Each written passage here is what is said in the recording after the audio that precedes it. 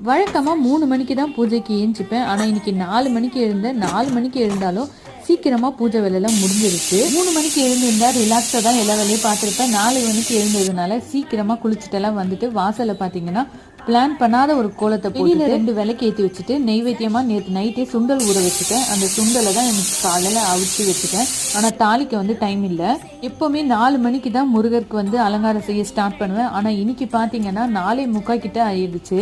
என்னோட வேண்டுதல் பிரம்ம முகூர்த்த நேரத்துக்குள்ளேயே அபிஷேகம்லாம் செஞ்சு 5 மணிக்கெல்லாம் விளக்கிடுவேன். ஆனால் இன்னைக்கு பார்த்தீங்கன்னா 5:15 ஆயிடுச்சு.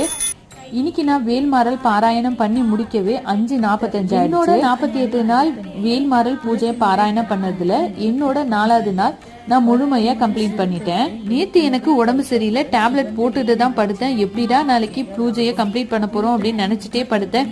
ஆனா ஒரு வழியா முருகர் எனக்கு நல்லபடியா பூஜையை முடிச்சு கொடுத்துட்டாரு. முருகரோட அருள் இருந்தா எல்லாமே